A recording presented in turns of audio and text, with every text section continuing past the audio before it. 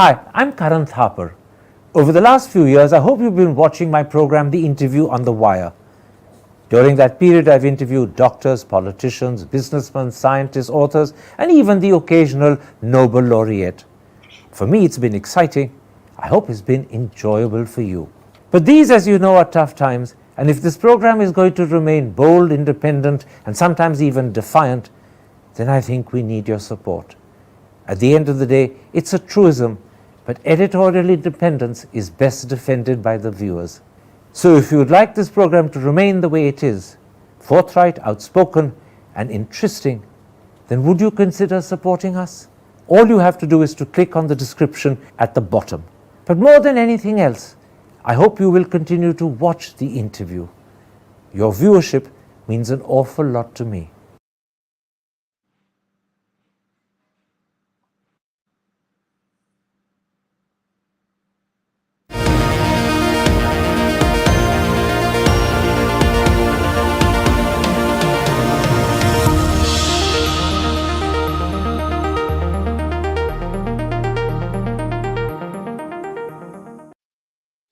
Hello and welcome to a special interview for The Wire.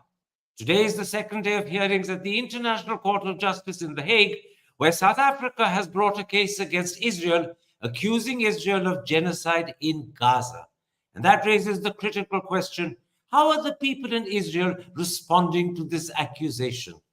Joining me live from Tel Aviv is Israel's former Deputy Foreign Minister and former Ambassador to the United States, Danny Ayalon. Mr. Ayalon, as I said in that introduction, South Africa has brought a case against Israel at the International Court of Justice, accusing Israel of genocide against Gaza. The first hearing was yesterday. Today is the second.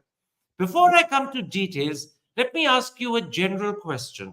As a former Deputy Foreign Minister of your country, what is your response to this case and to the damaging accusation that lies behind it?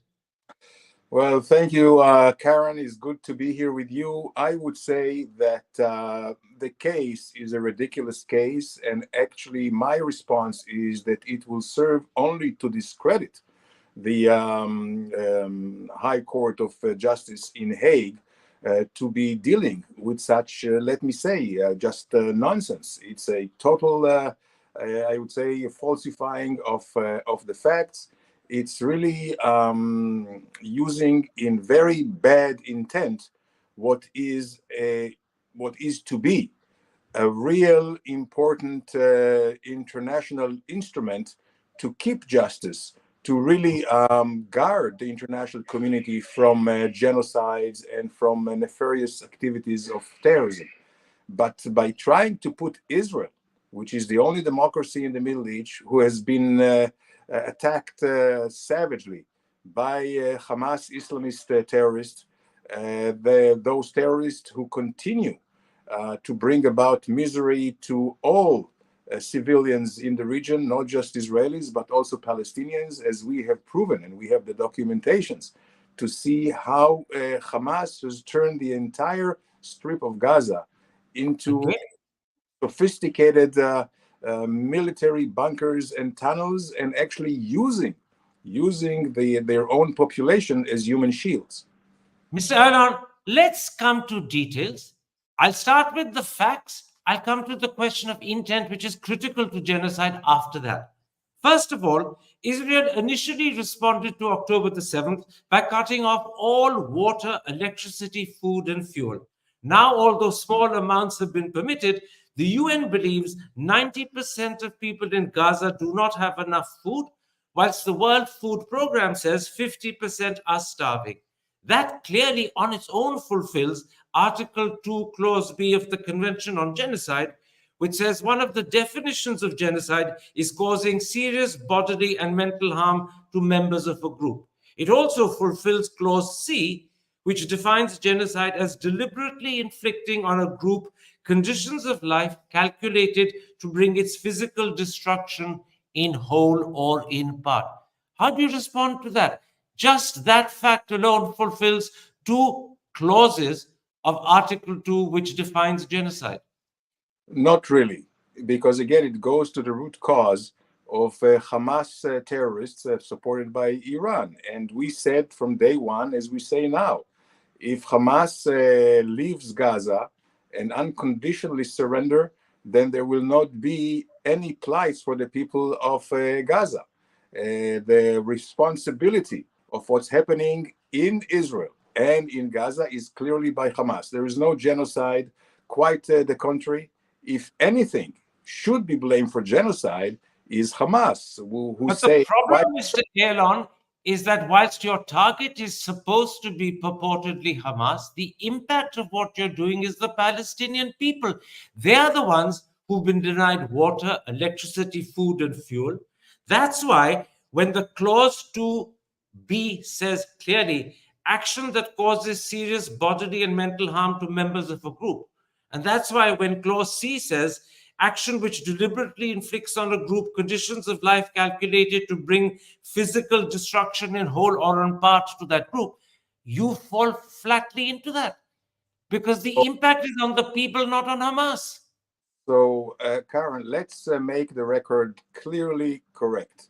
Israel has not denied water nor electricity, quite the contrary. Actually, these 400 of trucks coming into Gaza with humanitarian aid is only because of Israel allowing that, and we will continue to allow it, even though all this or most of the humanitarian aid, food included, is being mostly plundered by Hamas terrorists, and then, of course, they sell it to the poor Gazans in a very exorbitant... Mr. Ayalon, you know better than me that for the first 20 days, no food was allowed in, no trucks were allowed in. During those first 20 days, water and electricity were cut. They were running very, very short. Now minimal quantities are coming in, which is why people say when you inflict this sort of punishment deliberately on innocent civilians, women and children, it's tantamount to clauses B and C of Article 2. Deliberate attempts to destroy physically, in whole or in part, a population. Well, I think this is an entire misrepresenting of the situation. We have to remember, Israel was attacked. Israel was severely, in a very aggressive way, was invaded into its own international,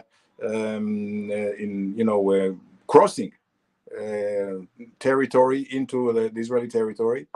Not only that, they continue to attack and civilians. Who is Hamas? Hamas is using civilians to protect themselves, and they are attacking civilians indiscriminately here in Israel.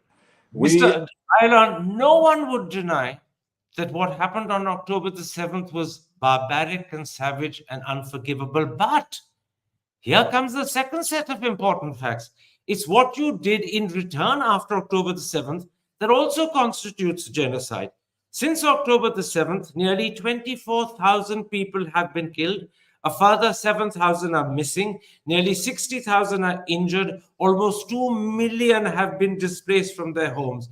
Vast swathes of Gaza have been reduced to rubble. And yesterday, the Irish lawyer Blinny Grelaig, speaking on behalf of South Africa, told the International Court of Justice that since October the 7th, on average, 247 Palestinians have been killed every single day. Over 3,000 have been injured every single day. Once again, that clearly fulfills Article 2, Clause A of the Convention on Genocide, which talks of killing members of a group.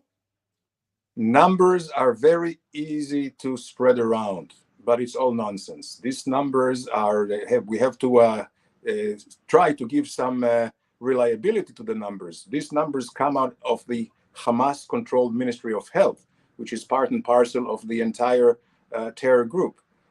I would say that these numbers should be very well checked, and they will be checked. But they have been checked, Mr. Ayalon, by the Washington Post. You've been ambassador in America. You know the credibility of that newspaper. The Washington Post says they're accurate. The United Nations says they're accurate. Save the Children Fund says they're accurate. UNRWA, which is operating in Gaza, says they're accurate. Well, UNRWA is not only abetting terror, UNRWA has become a terrorist organization. We have the documentation showing how UNRWA people were actually taking arms and firing at Israelis. You look at UNRWA schools, and UNRWA's offices have become caches of explosives and mortars from UNRWA places. They are launching rockets at Israel. Let me put it like this. You're disputing the figures I gave you for the number. I'm very glad that you brought the UNRWA, because UNRWA has become a terroristic organization itself, so their numbers certainly cannot be reliable. But I would say that even if you take these numbers prima facie as correctly, I would say that more than half of these numbers were militants, were terrorists. So you have no proof of that. You have no proof of that whatsoever. The majority, according to the Gaza Ministry of Health, the vast preponderant majority are innocent women and children.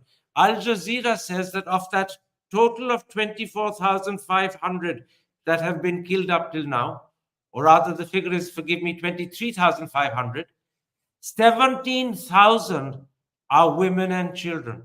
The preponderant majority are innocent women and children. I would say that the criteria that it should be measured is whether they are part of Hamas or not. Were they carrying arms? Were they booby traps and that using that? Were they launching rockets? And I would tell you that at least 50% of the casualties in Gaza are of terrorists. Now, to say that there were no damage to other civilians, of course it is very hard to say, but who's responsible for that? Those who are putting themselves behind and shielding themselves with the civilian population. So you're saying to me that even though perhaps as many as 24,000 have been killed and as many as 60,000 injured, this is not genocide because the responsibility lies with Hamas. That's your answer. It's not genocide because genocide, you need to first of all show intent, and secondly, you have to show the action. Israel has no intent. You cannot prove any intent, quite the contrary. Let's come to intent, sir. I deliberately left intent for the second half of our discussion. Let's come to intent because there, the South Africans have made the strongest case possible. No. And I'll take you through it stage by stage. First of all, let's begin with your most important politicians, the Prime Minister and the President of the country. Prime Minister Netanyahu first promised to turn Gaza into rubble. Then on the 28th of October, he cited the Amalek story from Deuteronomy, which specifically talks of killing all men and women, infants and sucklings. And then days later, President Herzog was explicitly saying, and I'm quoting him, "It is an entire nation out there that is responsible. It's not true that this rhetoric about civilians not being aware, not involved." Clearly, the two most powerful people in Israel, the Prime Minister and the President, were targeting the entire population of Gaza. That amounts to intent, doesn't it? Not at all. What you have to look at, listen, Israel is a democracy with full transparency. All you have to look at is the policy of the war cabinet, and you have to judge the war cabinet instructions and directions to the military. And then you have to look at the hierarchical organization of the military, the orders to the soldiers, and the conduct of the soldiers. Nothing of this shows even remotely any kind of intent. This is just baloney. And this is a case to try to diligently. You say one should focus on the war cabinet. Let me then quote your defense minister, who's a member of the war cabinet, Mr. Yoav Gallant. He said, and I'm quoting him, "Gaza won't return to what it was before. We will eliminate everything." Hear those words, sir? We will eliminate everything. Once again, that sounds like genocidal intent. Not at all, because you have to really look into the entire picture. Eliminate the nefarious terrorism of Hamas. And if you're talking about intent, why don't you look at the manifesto and of Hamas? Hamas is the one with intent of genocide. Hamas is the one who is actually trying to kill and have killed people. So you see here slightly quoting Hamas out of context, sir. You're talking about the manifesto of 2000, of 1985, or when it was created. It Continue. changed its manifesto in 2017, as you know. Not at It all. is happy to live side by side without recognizing the state of Israel. So you're quoting the wrong manifesto of Hamas. No. You have to look into Hamas today. Look into the manifesto of Hamas today, not of 2017 and not 5 years ago.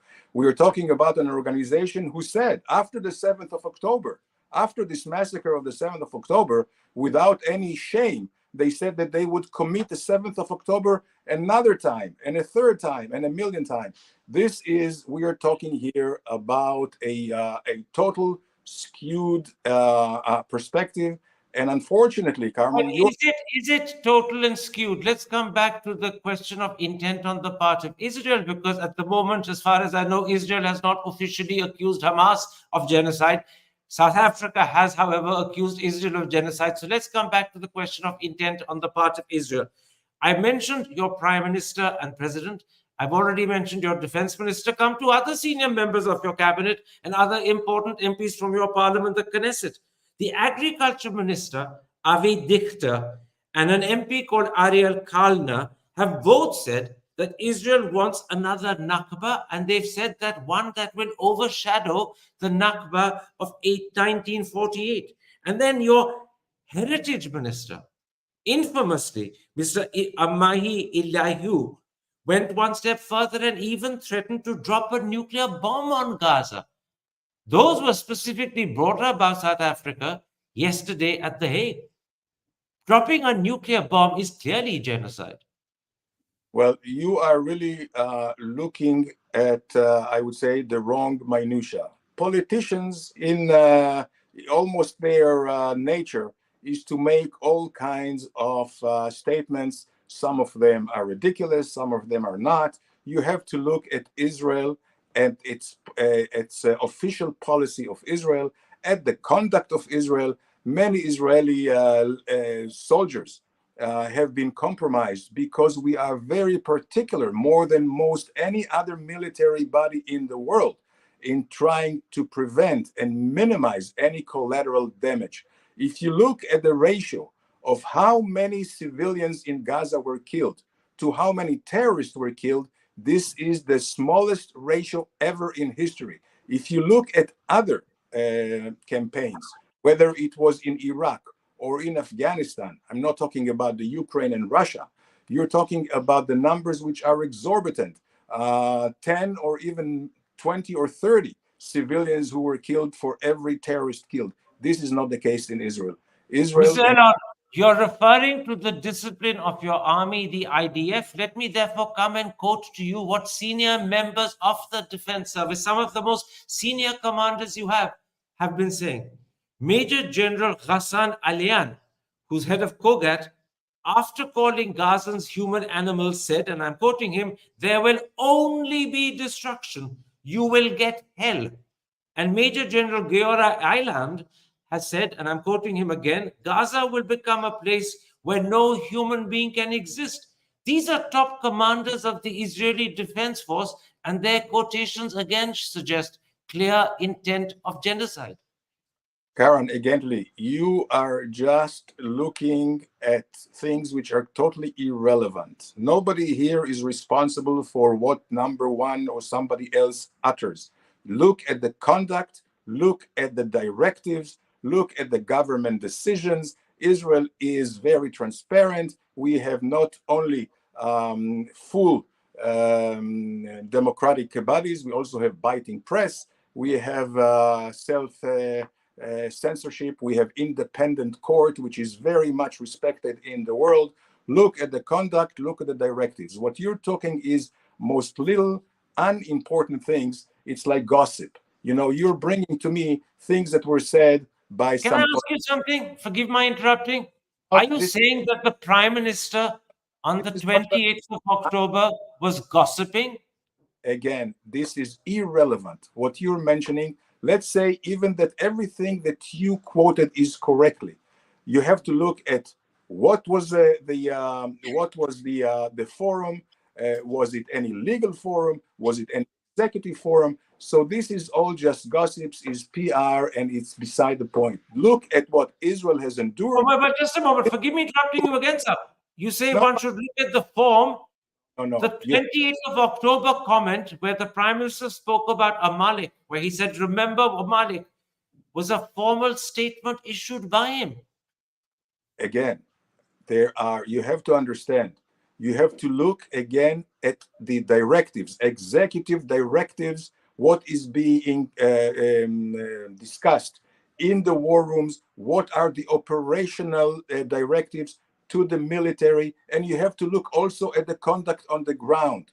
You show me one case of an Israeli soldier, who is trying to intently target civilian. You will not find it, because this is not the case. So again, your entire assumption is based on hot air of different politicians or even different other parties who are speaking to the press or not to the press, or just fuming their own, let's say, own personal sentiments or frustrations. This is not the way to judge a country. This is not the way to judge the situation. To judge the situation, you have to see Ms. Ayalon, Gaza, what Israel is facing. Let me point out that your defense is a very interesting defense. You're saying there are a lot of senior politicians in Israel. That includes the Prime Minister, it includes the President, includes the Defense Minister, includes military heads of Kogat, it includes even the Agriculture and Heritage Minister, who said a lot of foolish, silly things. But you're saying to me, don't take that as intent. They don't mean what they say. That is essentially your defense. Ignore their anguish. See it as anguish. Don't see it as intent. It's not my defense. My defense, and Israel does not need defense. Israel's action speaks for themselves. And I think this is a clear-cut situation of a terroristic organization whose intent is for genocide. This is the Hamas. By the way, it's not just the Hamas. Who is supporting Hamas? Is Iran. The Ayatollahs of Iran are speaking on a daily basis about the elimination of the state of Israel. This is a genocide. So I'm not going here to explain, again, different things. Some of them, as you said, politicians are also entitled to speak foolishly. But forgive me laughing. I think it's an incredible defense you're making. I don't think politicians will agree with you. You've been a leading politician yourself, but I'll underline it again. Politicians are entitled to speak foolishly. Just to finish this, words are cheap, and some people are talking before they even think. Again, Israel is a democracy with very well established democratic organizations with checks and balances. Again, what you should check is what is the policy, what are the directives, and what is the conduct of the IDF. And this is impeccable. Actually, it's the Israel's conduct in Gaza. Let's take up the question you raised, that I should focus on what is policy. Let me therefore quote to you two other senior Israeli ministers. And in this instance, I'll point out Netanyahu's government wouldn't exist without their support. I'm talking of Ben-Gvir, I'm talking of Smotrich. They're two very senior ministers. One is Minister for National Security, the other is the Finance Minister. Both of them have said that the future of Gaza is to push all Palestinians out of Gaza and replace them with Israeli settlers. Now, that's not genocide, I accept that, but by any definition, that is intent for ethnic cleansing. And as I said, Netanyahu's government wouldn't exist without their support, so they're fundamental to him. Karan, again, I'm sorry to say you're falling into the same trap of going into the irrelevant hot air of different expressions of different politicians. Quite the contrary. I would say if you want to refer to what the cabinet has said, the cabinet has says actually that Israel will not remain in Gaza.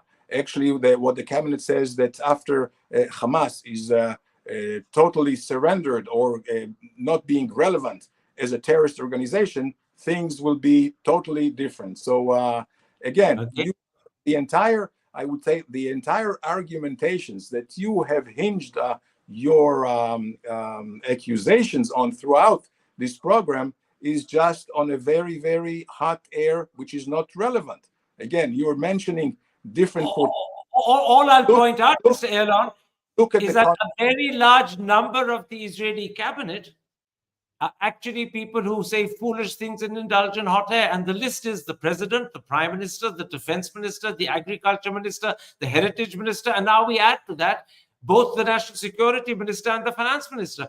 And that's excluding MPs. So a very large number of politicians in Israel are indulging in foolish statements and what you call hot air. I would say that you have to understand that Israel was very badly hurt on the 7th.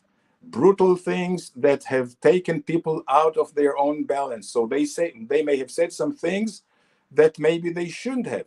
But look at the Israeli conduct. Look at the policies, look at the directives, and look at how the IDF behaved. This is right. Look at and. Oh dear, I know we've got you back. We've got you back. We lost you for a second, but you're back. Can you hear me? You've muted yourself, sir. I think you've muted yourself. You've muted yourself, sir. Mr. Ayalon, you've muted yourself.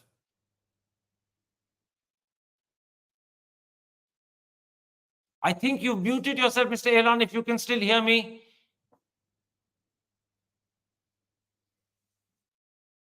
Oh dear, Mr. Ayalon, I think you've muted yourself.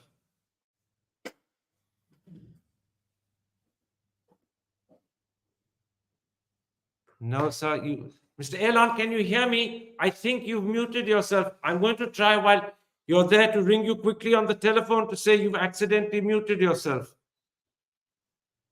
Can you hear me, sir? You've muted yourself.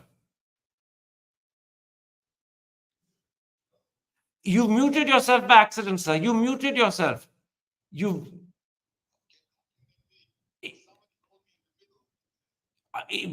lost your picture again. If you can just press on the button again. Just enter again if you can, please, because we're live at the moment.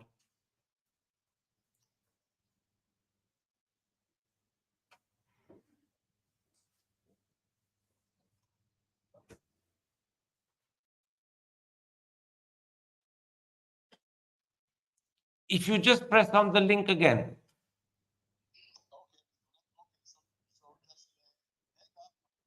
Okay, I'll hang up. Yes, we've got you back. Can you hear me? Can you hear me? But I can't hear you.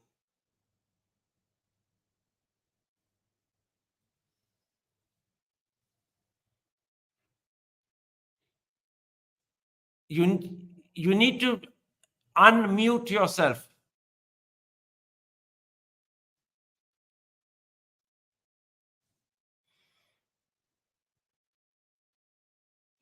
I am afraid we seem to have lost Mr. Ayalon completely at that point. The essential part, the key core part of our discussion was complete. We've talked both about the facts that lie behind the accusation of genocide, as well as the whole question of intent. What we weren't able to discuss is comments that have been made by major international leaders like President Biden, by the United Nations Secretary General, as well as by Jan Egeland, the head of the Norwegian Refugee Council, all of which suggest that Israel is also possibly guilty of war crimes. President Biden on the 15th of December said Israel was guilty of indiscriminate bombing that would amount to a war crime. The United Nations Secretary General has said Israel has made Gaza a graveyard for children. That would also suggest a war crime. Unfortunately, we weren't able to bring that up, nor was I able to point out to Mr. Ayalon that senior major Israeli intellectuals like Omar Bartov, one of the world's leading authorities on the Holocaust, believes that Israel has shown clear genocidal intent. Are you back with me, sir? Can you hear me? Yes, I can indeed. Let's continue. Okay. As I was saying to the audience, we've more or less completed our discussion about what is happening in The Hague. There were two parts to it. I'll quickly recap them for the audience. First, we talked about the facts that lie behind the accusation of genocide. Secondly, we talked about the much more important question of intent and the statements made by a variety of politicians in Israel that suggest intent, which you've refuted. As you famously said, politicians do have a right to say foolish things. Let me now come to reasons why some important Western leaders, many of whom are your allies, believe we're not talking about genocide, but Israel could be guilty of war crimes. President Biden, according to the BBC and American media, on the 15th of December, said Israel was guilty of indiscriminate bombing. As you know, indiscriminate bombing would be a war crime. Jan Egeland, the head of the Norwegian Refugee Council, said Israel was guilty, and I'm quoting, of the worst assaults on any civilian population in our time and age. And the United Nations Secretary General has said, you've converted Gaza into, and I'm quoting, a graveyard for children. Now, these people aren't talking about genocide, but they're clearly talking about what amounts to war crimes. How do you respond to this? And this includes President Biden, your closest ally. I think President Biden is the first one to know, and we very much appreciate the support of the Americans, because the Americans understand that this is not just a war between Israel and the Hamas.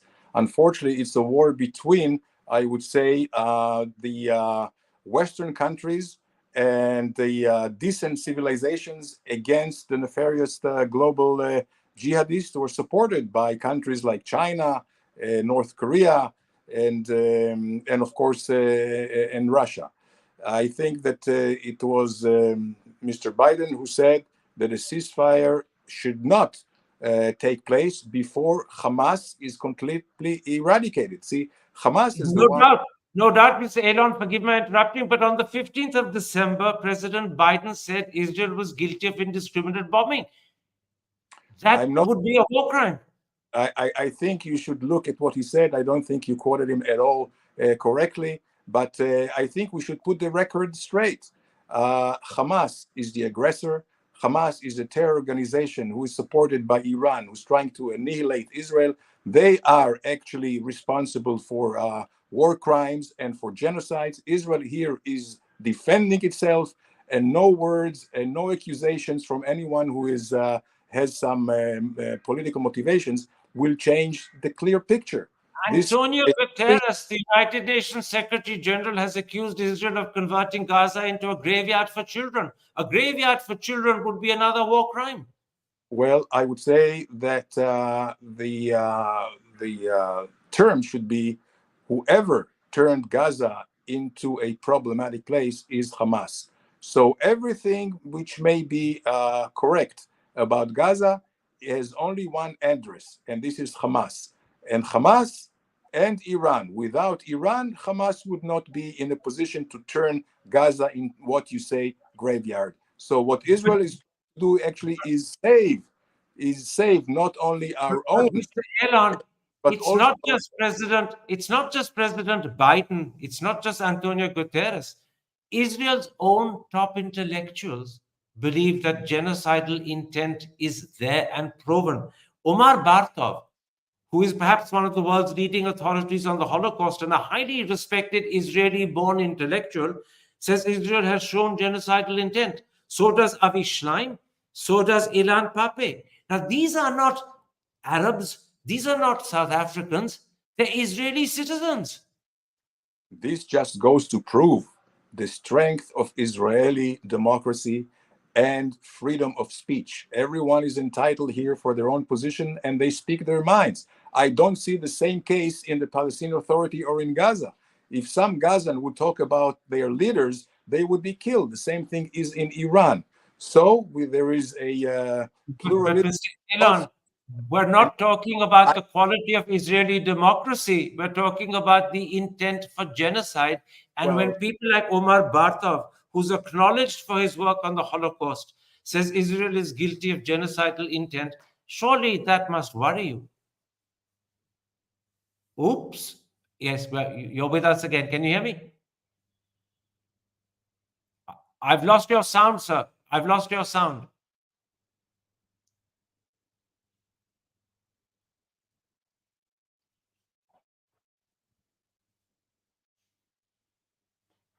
Your sound has disappeared.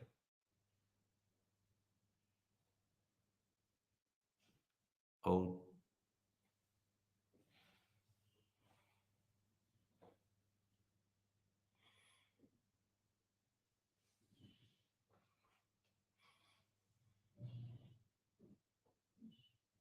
Oh dear. We're not having a lot of luck this time round.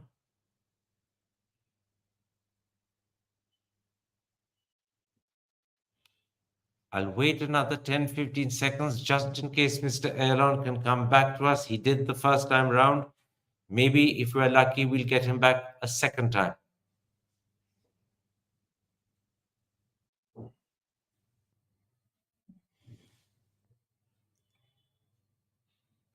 Let me, while Mr. Ayalon is away, quote to you, the audience, if you're still with me, what Gideon Levy, one of Israel's most highly regarded columnists, has written in Haaretz as recently as the 28th of December. That's just 2 weeks ago. Calling Israel's attacks on Gaza evil and despicable, he said, and I'm quoting him, "There is no way to explain Israel's conduct in the Gaza Strip. Destruction, killing, starvation, and siege in such monstrous dimensions can no longer be explained or justified." Now, clearly, Gideon Levy did not use the words war crime and genocide, but also equally clearly, what he's saying and calling evil and despicable amounts at least to a war crime. That would have been my last question to Mr. Ayalon. Sadly, we didn't have the chance to put it to him. After that, there was only one other question I would have asked. If the International Court of Justice at The Hague passes a preliminary order requiring and calling on Israel to stop its military campaign in Gaza, will Israel obey? We can guess the answer there pretty astutely and easily. Clearly, Israel will not. My apologies that we've lost Mr. Ayalon. I don't think we're going to. Oh, I think we may have got you back. So have we got you back? Yes. I'm sorry for the interruptions, but yes, you have me for at least 5 more minutes. Right, sir. Let me very quickly quote to you Gideon Levy, one of your country's most respected columnists, writing in Haaretz on the 28th of December. That's just 2 weeks ago. He called Israel's attack on Gaza evil and despicable. And then he said, and I'm quoting him, "There is no way to explain Israel's conduct in the Gaza Strip. Destruction, killing, starvation, and siege in such monstrous dimensions can no longer be explained and justified." And I admit, Gideon Levy was not using the word war crime or genocide, but what he was saying clearly suggests at least it's a war crime. How do you respond to that? Very easily. Again, you see, Israel is a democracy. Everyone can speak their mind, and we respect that. No one, everyone who is on the sidelines can speak their minds. But when, Karan, and this is the important thing, when you are in a position of responsibility, and the government of Israel is in a very, very important responsibility of defending the country and defending their civilians.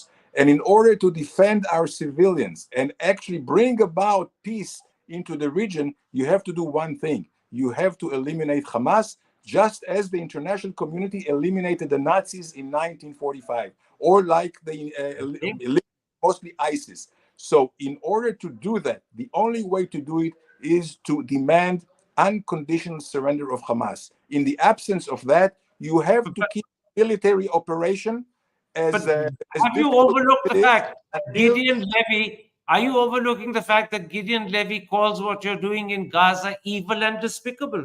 Are you overlooking the fact that he says destruction, killing, starvation, and siege in such monstrous dimensions can no longer be explained or justified? Karan, again, you are putting the emphasis on the wrong and irrelevant material. People can speak their mind. They can say the most outrageous things. The mind and the paper and even your camera can absorb everything. You have to look at the situation on the ground. The situation of the ground is that the entire Gaza Strip was taken over by the most dangerous terror organizations. These terror organizations has to be eliminated. It's not an easy task, but this is the task of the Israeli government. What we're doing is we're doing it within the Charter of the United Nations of Self-Defense. And if you look again at what's happening on the ground, Hamas is making a double war crime by using their All own right, population sir. and My themselves last killing us. My last two questions before I let you go. No doubt the American and British governments, no doubt your Western allies are squarely with you. They firmly believe that the step that South Africa has taken to bring a case against you, accusing you of genocide in Gaza, is mistaken and wrong. However, this is the question, hundreds of thousands of ordinary British people, American, French, Danish, just to name those countries, have come out on the streets of their capital protesting against Israel. They believe that Israel is guilty of war crimes, and many of them believe, maybe not all, but many believe Israel's guilty of genocide. Does it worry you that the governments may support you, but the people out on the streets do not? Well, this is a very important question because those people on the streets mostly are of, I would say, coming out a very specific segment of the society. Mostly they're Muslims incited by the Palestinians. Some of them are what I called, useful fools. If you look at the majority, the silent majority understands, who is right and who is wrong. The terror of Islamic Jihad and the global radical Islamic organizations, the terror and the threat is not just against Israel, is against the people in Europe, against the people in India, and everywhere else in the world. So if you look at the silent majority, they understand what's going on. And unfortunately, there is a lot of incitement, there is a lot of propaganda, and actually the entire appeal of South Africa to the International Court of Justice is part of the propaganda war that the Palestinians have waged on Israel. It will end up with nothing. What's right is right, and the truth will always win. I'm not sure how people in London, New York, Paris, Copenhagen, not to mention several cities in the Middle East and not to mention several cities in other parts of Latin America, will view your calling protesters useful fools. That was Lenin's gift to political vocabulary, which you've used, but it might not win you much support from them. My very last question. If the International Court of Justice accepts the plea made by South Africa and passes a preliminary order requiring Israel to suspend immediately its military campaign in Gaza, will Israel obey? Well, this is very theoretical. I hope this will not be the case, but I don't think that wisdom will allow, and I would say the security will allow Israel and its allies to stop before Hamas is eliminated one way or another. In other words, no matter what order is passed, preliminary or final, by the International Court of Justice, Israel will not suspend its military campaign. I cannot speak for the Israeli government, but I would certainly look at what is happening on the ground, and certainly nobody can decide for Israel how to secure its future, how to defend its citizens, and I believe that reason will prevail, and we will do what we need. Oh dear. Oh, we've got you back. We've got you back, but we've come right to the end of this interview. It only remains for me to thank you for three things in particular: for agreeing to this interview, for accepting and hearing and responding to all my questions, which could not have been music to your ears, but perhaps most importantly of all, for the terrific effort you made to keep rejoining us, even though the line kept breaking. In particular, I want to thank you, Mr. Ayalon, though you can no longer see and hear me, for having returned to us multiple times. Thank you very much indeed. Hi, I'm Karan Thapar. Over the last few years, I hope you've been watching my program, The Interview on the Wire. During that period, I've interviewed doctors, politicians, businessmen, scientists, authors, and even the occasional Nobel laureate. For me, it's been exciting. I hope it's been enjoyable for you. But these, as you know, are tough times, and if this program is going to remain bold, independent, and sometimes even defiant, then I think we need your support. At the end of the day, it's a truism, but editorial independence is best defended by the viewers. So if you would like this program to remain the way it is, forthright, outspoken, and interesting, then would you consider supporting us? All you have to do is to click on the description at the bottom. But more than anything else, I hope you will continue to watch the interview. Your viewership means an awful lot to me.